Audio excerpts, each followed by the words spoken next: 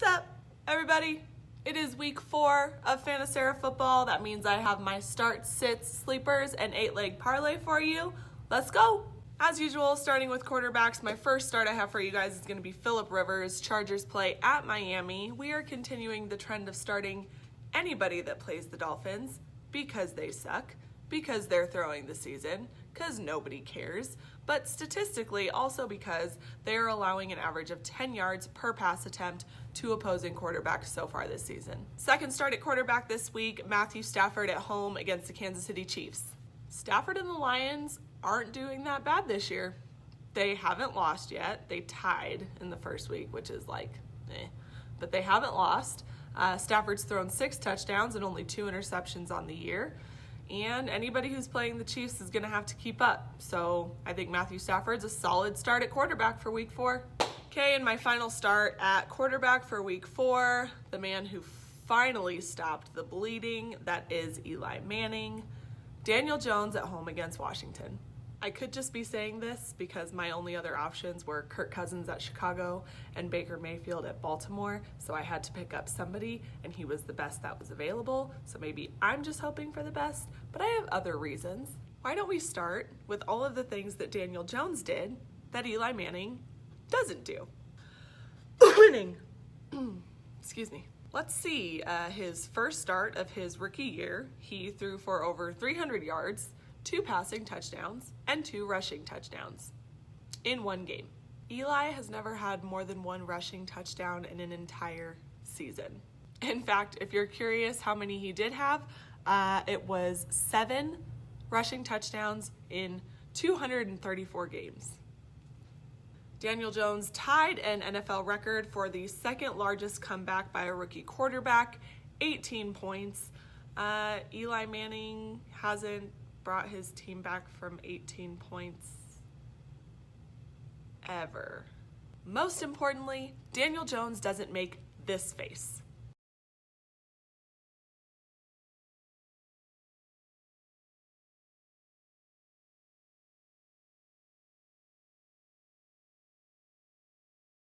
Why does he always look like somebody just told him his dog died? Needless to say, I am thrilled that the Eli Manning era is over. I do think he is one of the most overrated quarterbacks of all time. I realize that the world owes him a debt of gratitude because Brady would have 7 rings instead of 5 if it weren't for the Giants, blah, blah, blah. See you later. Don't let the door hit you on the way out. Okay, now what was I talking about? Yes, the savior, Daniel Jones. The main reason why I'm so confident starting Daniel Jones and why I think you guys should too has to do with the Redskins' third down defense. The Redskins are the only team worse than the Miami Dolphins, yes, you heard that right, when it comes to their third down defense. Opponents are converting on third down against the Washington Redskins 63% of the time. I like those odds. All hail Daniel Jones, the king of New York. I'm going to be just a little bitter during my quarterback sits this week because they're all quarterbacks that I have. Frickin' Baker. If he would just shut his mouth and stay in the pocket, things could be so different. But he doesn't. For whatever reason, Baker Mayfield does not like to stay in the pocket. As soon as there is even the teensiest little bit of pressure, he is rolling out to the right and trying to complete plays on the move. Sometimes it works, most of the time it doesn't. The Browns are in Baltimore. We all know how that defense is going to go. So, Baker Mayfield. Kirk Cousins, my other quarterback who is taking a trip to Soldier Field to play the Chicago Bears. Do not start him. Number 1, Bears defense forced 5 turnovers, including 2 interceptions on Monday night. Number 2, and I'm getting a little ahead of myself, but I am also putting Adam Thielen as a sit in week 4. We all know that's Kirk's guy. It's his favorite receiver, the best receiver arguably on the Minnesota Vikings. We'll get into why he's on the bench later, but just know that if his best receiver is expected to not have a great game, who's left? Final sit at quarterback, Carson Wentz at Green Bay. I'm trying to be patient with Carson Wentz and the Eagles, but it is becoming increasingly difficult. So we've got receivers that are hurt. receivers that are not hurt but couldn't catch a cold, and we've got a short week going to Lambeau. So yeah, it's a no for me. And finally, my sleeper at quarterback for week 4 is going to be Kyler Murray. 3 reasons. He's connecting very well with Larry Fitzgerald and Christian Kirk. I'd say Seattle's defense is mediocre at best, and Russell Wilson is going to put up points, so he's got to match him. Moving into running backs, which could get a little interesting as Melvin Gordon ended his holdout. I have Austin Eckler as a start for me against Miami. Again, starting anybody against Miami. The question is, with Melvin Gordon back, do they share the carries? Does Melvin Gordon jump right back in and get the majority of the carries? I doubt it, but it is Miami, so maybe they use that as his warm-up game. I'd be nervous to start either Eckler or Gordon because we just don't know what the Chargers offense is going to do, but I'll keep them both up there because they're playing Miami and you've got to start one of them, so fingers crossed you start the right one. James Conner, definitely a running back that I need to do well this week, but I think he's a good start for everybody in all leagues. I think he bounces back this week at home against the Cincinnati Bengals, whose run defense has struggled. Indianapolis Colts are also struggling with their run defense, so I have Josh Jacobs of the Oakland Raiders as a start for me in week 4. Devontae Freeman averaged 5.5 yards per carry in week 2 against the Colts, and this week in practice, John Gruden said that he wants to get Jacobs more involved in the passing game, so there you go. Especially if you are in a PPR league, get Josh Jacobs in your starting lineup. I really don't like any part of the Browns matchup against the Ravens, especially in Baltimore, so Nick Chubb is my first sit at running back this week. The Ravens are ranked 3rd in rushing yards allowed. Granted, they haven't played the best offenses in the league so far this season, but I'm still going to give them the advantage over that struggling O-line of the Cleveland Browns. Very similar to the situation with the Cleveland Browns, the Chicago Bears offense has been struggling. David Montgomery is my second sit. I just feel like right now the Vikings defense isn't going to be worried about Mitchell Trubisky or receivers downfield. I think they're going to double up on the run game, making it a little harder on Montgomery than it has been in past weeks. So David Montgomery also stays on the bench. Despite how well he's been doing so far this season, Frank Gore is my last sit. Not because of him personally or his own performance, strictly because of the New England Patriots defense. Frank Gore has been playing well, but now he faces a New England Patriots defense who has yet to give up a single touchdown on the season and have only allowed 110 rushing yards. My sleeper at running back this week, more so for PPR leagues, is going to be Miles Sanders at Green Bay. Sanders had a rough start to the season, but he had a huge game in week 3 against the Lions, and now he's taking on a Packers defense, while much improved, are still allowing 131 rushing yards per game, and pay attention to this if you're in a PPR league. The Green Bay Packers defense have allowed the most targets and receptions to running backs out of any team in the league so far this season. So if you're in a PPR league and you're looking for a good flex, give Miles Sanders a shot in week 4.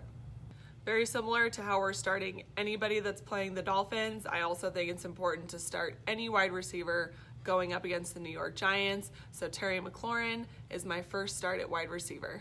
McLaurin has had at least 5 receptions and a touchdown every game so far this year. And the New York Giants are dead last in terms of passing yards allowed per game. They are averaging 332 passing yards allowed each game and 2.7 passing touchdowns. So, wide receivers playing the Giants, whether you have Larry Fitzgerald or Christian Kirk, if you're in a PPR league, one of them has to be in your starting lineup just on volume alone. Kyler Murray is finding them on pretty much every single play. As I mentioned, Seattle's defense is not great, not terrible, but they are allowing 2 passing touchdowns and an average of 250 passing yards per game. So I would say if you have Larry Fitzgerald or Christian Kirk, they are solid starts at wide receiver for week 4. Marquez Valdes-Scantling at home against Philly is my final start at wide receiver. I feel like him and Aaron Rodgers are connecting a lot more. Last week he had 99 yards and a touchdown. Philly's defense also been struggling, averaging 2.3 passing touchdowns allowed per game, as well as 293 yards. I think the Packers take that one easy at home in Lambeau. I think Valdes-Scantling is a good start. Okay, so who are we sitting at wide receiver this week? Everyone that plays for the Eagles. Deshaun Jackson, out. Alshon Jeffrey, just coming back off of injury. Nelson Agholor, one of those receivers I mentioned earlier that couldn't catch a cold. And the Packers defense has only given up 1 passing touchdown on the season while keeping teams below 200 passing yards per game. Sit, Eagles, sit. Also keeping teams below 200 passing yards and only allowing 1 passing touchdown on the season so far are the Los Angeles Rams, which is why I think you sit Mike Evans. He's also likely to be guarded by Marcus Peters or Aqib Talib. I don't have the confidence in him or Jameis Winston to be able to make those big plays, so Mike Evans, stay on the bench. Finally, as I mentioned before, I realize that he is all of Minnesota's favorite receiver, but I think you have to sit Adam Thielen in week 4, and here's why. Basically, for as good as Adam Thielen plays against everybody else, that's how bad he plays against the Chicago Bears. So in the 8 games total in his NFL career against the Chicago Bears, he has only gotten 210 total receiving yards and 1 touchdown. Hard to believe. I know. I read it like 3 times making sure we were talking about the same Adam Thielen, but everybody has their kryptonite. And for Adam Thielen, it appears to be the Chicago Bears. So start at your own risk. I could be wrong. He might score 2-3 touchdowns. We don't know. That's just my hunch. I think you sit Thielen for week 4. If I'm wrong, I'll admit it. My sleeper this week at wide receiver depends on if T.Y. Hilton plays or not. Even if he does play with that injury, I feel like he'll probably see less targets, but Paris Campbell versus the Oakland Raiders is my sleeper in week 4 at wide receiver. So Oakland's defense also not doing so well in the passing game. Teams are averaging 2 passing touchdowns and 286 passing yards per game against the Raiders. So again, if you're short a receiver, if you're looking for a flex, Paris Campbell could be a good option.